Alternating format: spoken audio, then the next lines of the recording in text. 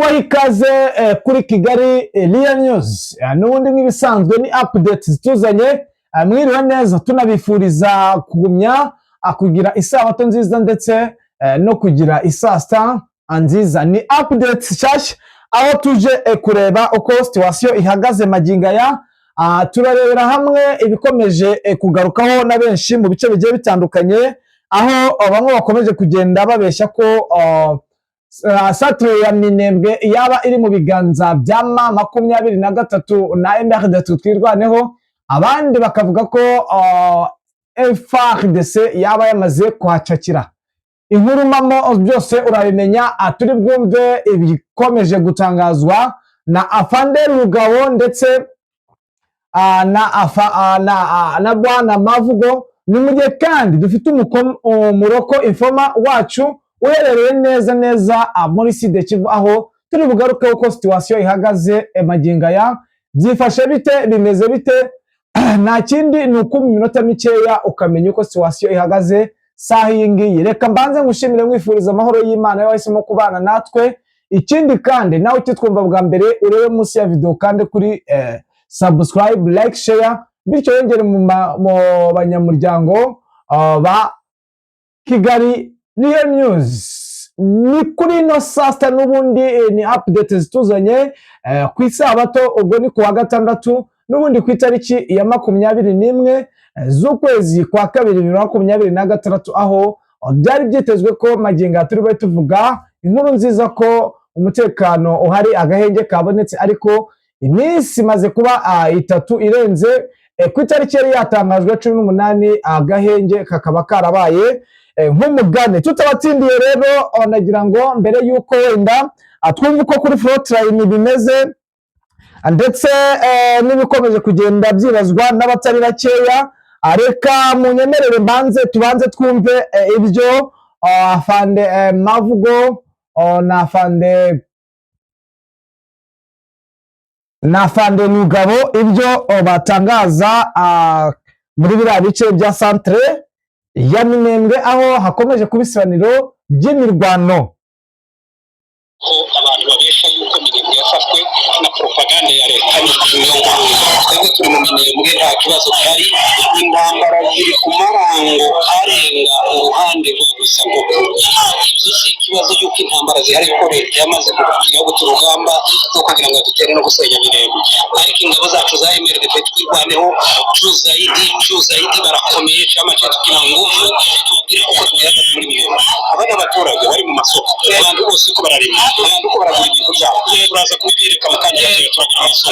Ibintu twagira mu Minembwe yarafashwe nguko barabwira koko ngo nta muntu n'umukigera mu Minembwe, ngo leta yarahafashe ikindi kinyoma. Reka tubabwire koko ari bose iyi ni territoire turiho mu isoko, ari abamaduka, abana abaturage, abana abantu bose bareba. Rero ko biri ngo bazi kwesha abantu ngo bace abantu mugongo, twebwe duhagaze turakomeye kandi ibintu byose bizagenda neza.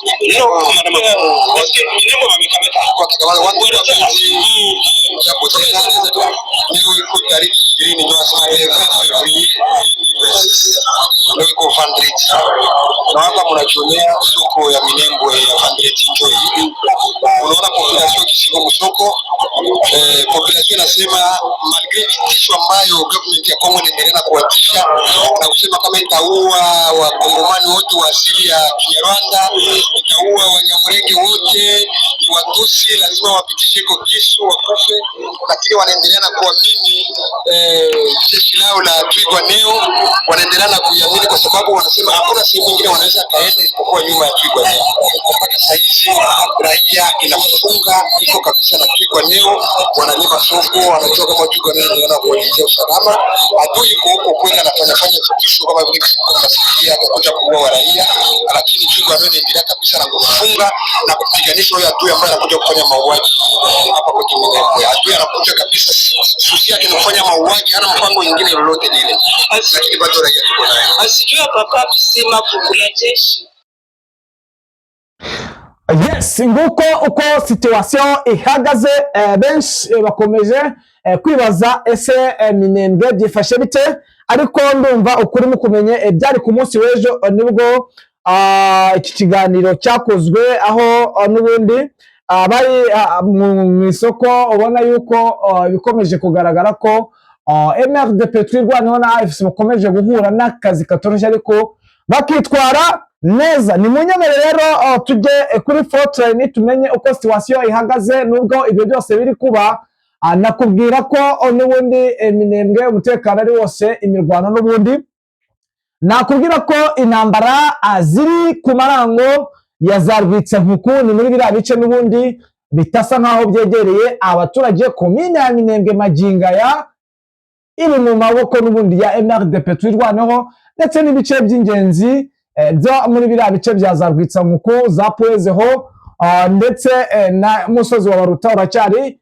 mu maboko ya M23 ndetse na MRDP twirwaneho, aho bakomeje gukora akazi katoroshye mu bice bigiye bitandukanye by'iyi zone ya Minembwe. Ni mu gihe kandi abantu bakomeje kugenda bibaza ko bitari buze koroha, bitewe n'uko ihuriro rya FARDC ryatangiye kugaba noneho drone nyinshi zitigeze zibaho mu mateka, aho basigaye bahagurutsa drone zirenga 50. Urumva rero ni operation simusiga karundura zo gukomeza guhonyora uburenganzira bw'abaturage cyangwa bw'abasivile muri biriya bice bya Minembwe. Ni mu gihe kandi byose biri kuba n'ubundi mu bice bigiye bitandukanye, intambara ikomeje kuba imerenge. Ku murongo wa telefone reka twakire Bwana Bizima. Bwana Bizima, wiriwe neza?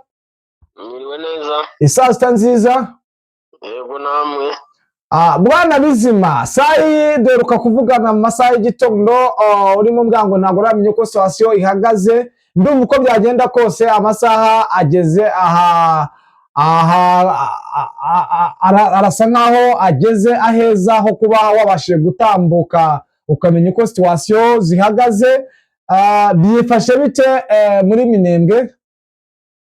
Muri Minembwe n'ubundi nk'uko mu masaha atambutse twabivuganagaho, n'ubundi agace karimo imirwano n'ubundi ni nkaho ariho hacumbikana imbunda, ariko mu buryo bw'agahenge wabona mu bitandukanye n'ibyabaye ejo hashize, ni uko ubu tuvugana kuri iyi saha nta drone ziri gukoreshwa cyane hariya, n'ubundi hari kuvuga imbunda zo ku butaka. Ubona ko byanze bikunze hashobora kuba kwataka kuri kuva ku ruhande rwa M23 na twirwaneho mu buryo bwo kubasha gusa naho bagenda bigarurira uduce batakaje ejo, mu buryo bwo kwigizayo umwanzi, kuko ubona ko n'ubundi utu duce twose twagenzurwaga na M23 na twirwaneho mu minsi itambutse iri imbere. Rero ni ikintu ubona ko ku ruhande rwa FARDC kuri uyu munsi none, bitewe n'imirwano bashoye ejo ndetse yakoreshejwemo imbaraga nyinshi na drone zitagira umubare, bakarashisha imbunda ziremereye mu buryo budasanzwe, ariko bakabasha gukomwa mu nkokora na M23 na twirwaneho mu buryo batakekaga ko ishobora kuresista intambara yari imeze kuri. Harimo ibitero by'abantu sirikare benshi cyane ku butaka batagira ingano, ariko ntibabasha kwigarurira ibice bari bafite, ndetse bo ku bwabo bumvaga yuko bari bukora agashya ko kuba bakwigarurira Minembwe yose. Rero ni ikintu kitashobotse. Ubona ko kuri uyu munsi wa none byabaye nko kwanga gusa naho urugamba baruvuyemo. Ubona ko imirwanire y'uyu munsi bitandukanye cyane nka 80% yari hari umunsi w'ejo hatambutse, kuko ubona ko imbunda zumvikanamo ni imbunda nini ndetse n'intoya, ariko mu buryo bw'ibitero bisanzwe nyine wumva ko nta gikuba cyangwa igikabyo cyacitse ugereranyije n'ibitero bagabye ejo. Rero ahangaha hashobora kubamo amahirwe menshi cyane, bitewe n'uko M23 ndetse na twirwaneho urabizi neza iyo batarashwe na drone muri ziriya nce cyane, uwo munsi ntabwo ujya uhira FARDC bivuge ngo baba aribo bagabweho ibitero cyangwa aribo babigabye, hatabaye kwitabazwa drone kuri uyu munsi bashobora kubakura mu duce twose basaga naho babashije kwinjiramo ku munsi w'ejo. Yes, nyemereraho gaceya tugaruke mu rwego rwa diplomasi, aho n'ubundi hari abasirikare bakekwagaho kuba bakorana n'igihugu cy'u Rwanda, harimo uwo bita Generale Yave, ndetse bikaba bigaragara ko ubu magingaya uwo bita Generale Mbala wayoboye FARDC kashobora kuzifashishwa mu rubanza rwa Yave ushinjwa gukorana n'igihugu cy'u Rwanda. Nduyu General Celestin Mbala Amusense wabaye umugaba mukuru w'ingabo za Repubulika ya Demokarasi ya Kongo kuva muri 2018 kugeza 2022 aho azifashishwa mu rubanza rwa Lieutenant General Filemon Yave Ilum ushinjwa gukorana na leta y'u Rwanda. Ubushinjacyaha bwa gisirikare bwabwiye urukiko rukuru rw'igisirikare ko mu gihe Lieutenant General Yave yayoboraga intara ya gisirikare ya gatatu yavuganaga naho muri leta y'u Rwanda kugira ngo atsindishe ingabo zabo. Lieutenant General Yave yahakanye iki kirego asobanura ko atigeze avugana n'abo muri leta y'u Rwanda, icyakoza ko yakiriye ubutumwa bwa telefone bwaturutse ku muntu atazi bushinja FARDC gukorana n'umutwe w'iterabwoba wa FDLR. Uyu musirikare yasabye ubushinjacyaha kwerekana ubutumwa bumushinja kwandikirana n'abo muri leta y'u Rwanda, ariko bwasubije ko kubona bitamworohera kuko ngo kwinjira muri telefone ye bigoye cyane. Urukiko rukuru rwa gisirikare rwasabye ko urwego rw'igihugu rushinzwe umutekano mu by'ikoranabuhanga CNNC gushakisha ibiganiro bya telefone Lieutenant General Yave ashinjwa n'abo bantu niba bihari koko. Lieutenant General Yave yibukije urukiko ko General Mbala yamubereye umuyobozi, asaba ko yahamagarwa kugira ngo azamutangeho ubuhamya mu iburanisha ritaha rizaba tariki ya 2 Werurwe 2026. Abacamanza bemeye ubwo busabe. Umunyamategeko wa Lieutenant General Yave Parfait Kanyenga yasobanuriye urukiko ko General Mbala azashyira umucyo ku biteye urujijo bikomeje kuvugirwa muri uru rukiko, anagaragaza uko umukiriya we yitwaraga mu gihe yari agikorera igisirikare cy'igihugu. Ibi rero biragaragaza ko bikomeje kugenda bigaragara. Uyu ni General Celestin Mbala ugomba kuzafasha nyine gusobanura neza ibya General Yave. Ku yandi Max tujyaneho utubwire uko situation ihagaze. Ibi ni ibintu abantu bakwiye kumenya, ndetse n'urwikekwe ruri mu ihuriro rya FARDC binagaragaza intege nke zabo, ndetse nakubwira ko utigeze umenya ko hari ibyo Rugabo yatangaje nabicishijeho. Mujye mwumva situation ndetse n'amabeshyo y'ihuriro rya FARDC leta ikora muri biriya bice n'ubundi, aho bakomeje kugenda bakora ibikorwa ndengakamere byo guhonyura ikiremwa muntu. Bwana Bizima tubwiye uko ku yandi Max byifashe. Reka duse naho twerekeza Baraka.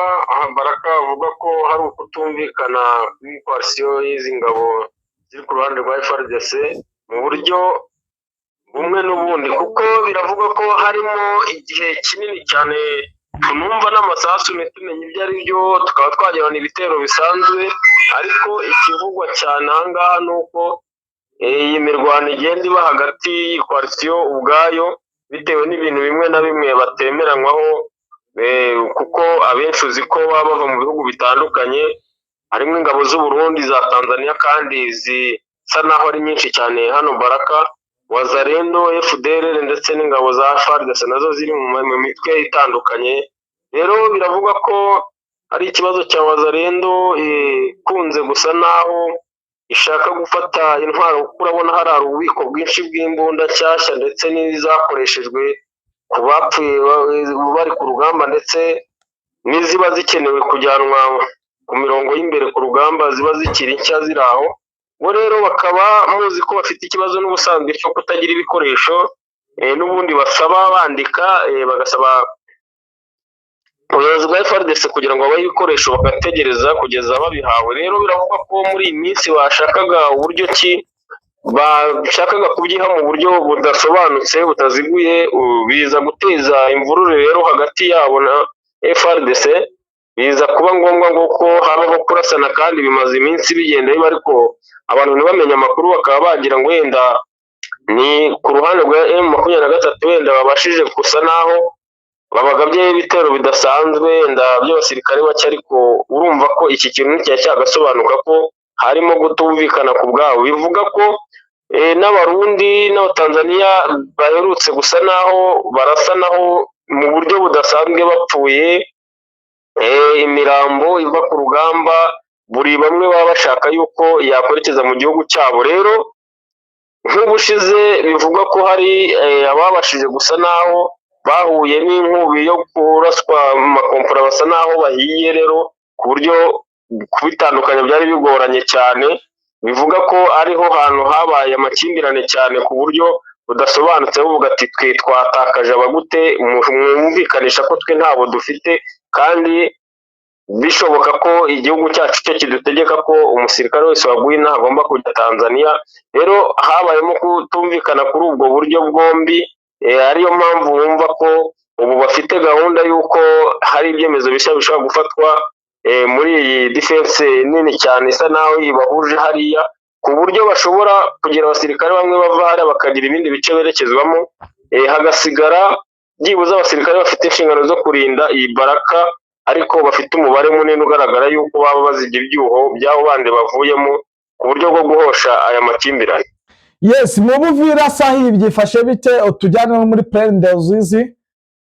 Yego, Uvira ikiriho muri Uvira ni inkuru iri kuhavugwa hano hafi y'aho hari ikigo cya UNESCO itarava muri Uvira.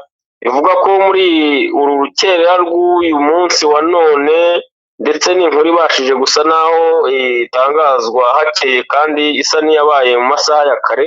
Ivuga ko hari abasirikare bakeya cyane rwose, ari itsinda ry'abasirikare batarenze 20 binjiriye icyo kigo, cyarimo abasirikare b'Abarundi ndetse na FARDC na Wazalendo, bari barimo mu buryo bakifashishaga nk'uko harimo n'ibindi bigo bisanzwe, ariko iki kigo kiri mu birometero 2 uvuye mu mujyi wa Uvira, ahantu hari ikigo cya UNESCO ku bahazi. Rero biravuga ko binjiriwe ndetse bagaca ku basirikare barinze ikigo mu buryo batabashije kubimenya, ahubwo bo bikanze bumva mwo mu kigo imbere ibintu bikomeye bimeze nabi. Bivuga ko hari abasirikare benshi barimo bahatakarije ubuzima, ndetse aba bagasa naho batwaye ibikoresho ubona ko ari byo byari bibazanye. Biba ngombwa ko bagenda mu gihe gitoya cyane rwose ku buryo batabashije kumenya icyerekezo barengeyemo, ariko amakuru baje gutahura bitewe n'uko babaye nk'aho bahana amakuru cyane mu mujyi wa Uvira, ahantu hose hari defense zabo, bumva ko nta wundi musirikare waba baturutse mu kindi gice kitari igice cyabo.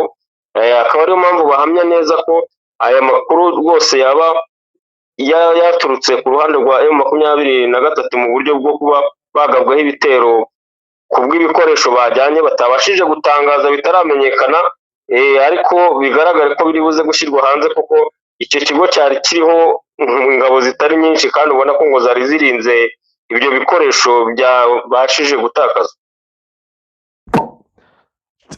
Turebe mu gice cya Plaine des Rusizi, wenda tuse n'abavuga ibiri kubera kuri iyi saha. Birumvikana ko kuri iyi saha turiho nta ntambara iri kuvuga muri kiriya gice, ariko ibintu bijyanye na operasiyo zo kwitegura urabona ko biri ku ruhande rwa FARDC cyane cyane, bigaragarira muri kino gice cya Uvira. Bivugwa ko mu duce dusa naho tugenzurwa na FARDC turi mu nkengero z'umujyi wa Uvira, bigaragara ko hari muvoma idasanzwe ku basirikare b'Abarundi bari gukora. Ubona ko ari ikintu kiri gutegurwa, kuko ni uduce tutarimo gusa naho dutambamo n'umuntu uwo ari we wese, yaba n'umuturage uri kwerekeza mu bice barimo ntabwo ari gukundirwa. Ubona ko hari ikintu kidasanzwe, banga ko wenda hari amakuru yatangwa bijyanye n'imyiteguro barimo. Ubona ko hari ibitero bashobora kuba bari gutegura muri iyi minsi. Yes, Bwana Bizima anyemerera nze tujye za Masisi, ahakomeje kugaragara ukuboko gukomeye cyane kwa Leta Zunze Ubumwe za Amerika. ubuyobozi bwa Leta Zunze Ubumwe za Amerika bwamaze gufata ibihugu byo muri Afurika nk'abugwate, aho nakubwira ko usibye no mu nabugwate n'ibindi bihugu ubona yuko bitari buze korohera iyi AFC bitewe n'uburyo ki harimo gushaka kwataka kiriya kirombe cyahawe Leta Zunze Ubumwe za Amerika, ariko leta y'Kinshasa ikakigaba kiri mu biganza by'iri huriro rya AFC. Mbere ho gato yuko utujyana i Masisi, reka turebe uburyo perezida wa Brazil yaba yifuje ko cyangwa yaba yatanze igitekerezo ko n'ubundi uwo muperezida baherutse gushimuta Leta Zunze Ubumwe za Amerika Maduro yaburanira mu gihugu cye. Uyu ni perezida wa Brazil Luiz Inácio Lula da Silva, aho yatangaje ko Nicolas Maduro wayoboraga Venezuela akwiye kuburanishirizwa mu gihugu cye. Maduro yavuye mu butegetsi bwiwe na Amerika ahita ajyanwa i New York mu ntangiriro za Mutarama 2026, aho ari gukurikiranwaho ibyaha byo gucuruza ibiyobyabwenge binyuze mu bucuruzi bwabyo bakomeye, mu bacuruzi babyo bakomeye kuri ino si. Perezida Lula yabwiye televiziyo yo mu Buhinde ko igikenewe cyane ari ukongera kubaka ubutegetsi bushingiye kuri demokarasi muri Venezuela. Ibi ni biba bitumye tugira wenda tuvugaho kugira ngo wenda dusanishe n'ibikomeje kubera hariya muri Nord Kivu. Ubona ko Amerika ishobora kuba yakwijandika muri biriya, kandi tutanagendeye kuri Amerika tukareba bari abasirikare baje b'Abafaransa muri biriya bice. Ubona ko kuva bahagera bari abasirikare baturutse mu Bufaransa, aribwo ibitero byatangiye kuba byaratangiye kugira gute kwiyongera. Ubona ko bitoroshye. Bwana Bizima i Masisi bihagaze bite saha iyi ngiyi? Niki AFC iri gukora ko ubona ko naho hari imirwano isa nk'iyakomeye? Yego, ikivugwa gatoyi ni uko ku munsi w'ejo hatambutse ndetse n'uyu munsi bivugwa ko ejo imirwano yabaye yatumye M23 itakaza iyi santere ya Gatoyi. Ivuga ko defense yabo yari irimo batakirimo ndetse n'izindi ziri mu nkengero zaho. Rero ni mu buryo bw'igitero cyari kigabwe na FDLR na FARDC ndetse n'uruhurirano rwa mayimayi z'ubwoko bwose. Ubona ko ari igitero cyari simusiga ku buryo M23 itari kubasha gusa naho resista kuba yahangana nacyo. Rero niyo mpamvu babaye nk'abava muri uyu mujyi, ariko ku gitondo cy'uyu munsi n'ubundi imirwano yabyutse iba kugeza kuri iyi saha y'ubu tuvugana. n'ubu imirwano iri kuba, ubona ko M23 ishobora kuba ishaka kuyisubiza ndetse igafatiraho ku buryo yigarurira uduce twinshi mu buryo bw'uburakari, bw'uko M23 aha hantu ihora ihahurira n'iki kibazo cyo kuraswaho kenshi cyane muri santere ya Gatoyi, kuko ntabwo ari ubwa mbere yaba yaritakaje iyi santere. N'inshuro ishobora kuba ari iya kabiri n'ubundi, ariko mu bihe bitandukanye ntibyaherukaga. Iravuga ko aka gace rero karimo FDLR ku rwego rwo hejuru, kuko niho havugwa bano bayobozi ba FDLR benshi bagiye barwana hano za muri Rucuro ndetse n'iyi pariki ya Virunga. Kari agace kose kaza Masisi za Ngungu, ni abantu bafite amazina azwi. Nk'uyu ngo ni Kigingi, uyu ngo ni Delta Matata, uyu Justin Ndayishimiye, n'uyu Mutayomba uzwi cyane ku izina rya Macano. Muri kariya gace ni abantu babaye muri FDLR imyaka myinshi kandi bafite ibirindiro bikomeye muri izi nce za Kibuwa, urabizi, za Manama na Minimingi. Utu ni uduce turimo FDLR mu buryo buhambaye cyane. Ubona ko byanze bikunze kugira ngo M23 ibashe gusa naho yasatira ibi bice, gukora FDLR mu buryo bwo kuyigezayo ntiyihunza aka gace ka Gatoyi. Ni ibintu bisaba imbaraga nyinshi binakomeye ndetse n'umubare mwinshi w'ingabo, bitewe na tereye aha hantu ukuntu hateye. Ni agace kagoranye kukarwaniramo bitewe n'imisozi, ibibaya, imigezi minini itambutswa n'ibirenge. Rero ubona ko kugira ngo umwanzi umukuremo muri utu duce ku buryo ubasha kuhagenzura mu buryo bukoroheye ni ibintu bigoye cyane. Nta hantu haba amashyamba, ibisheke, imbingo ku buryo udashobora guhagarara ku musozi ngo witegere kumenya ko hari umuntu uturutse mu birometero nka 5 aje mu cyerekezo urimo bitewe n'uburyo hateyemo. Rero ni ikintu gikomeye cyane kuri M23 cyane bwo ku buryo bwo kugira ngo babashe gukumira ibi bitero no guhangana nabyo muri utu duce.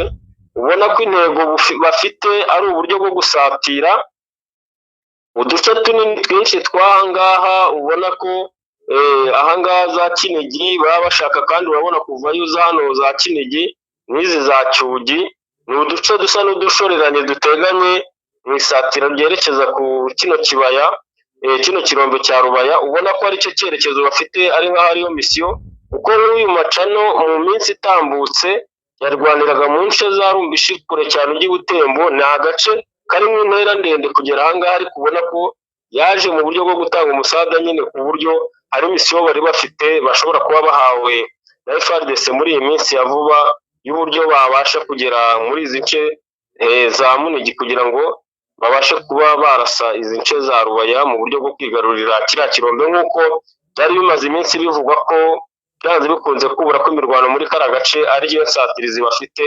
Nta yindi ntego baba bafite atari ukwigarurira utu duce kugira ngo iki kirombe babashe kukigeraho mu buryo buboroheye. Yes, Bwana Bizima, nyemerera wenda nimba nta kindi wenda twaba twagiye kukubazaho tugushimire.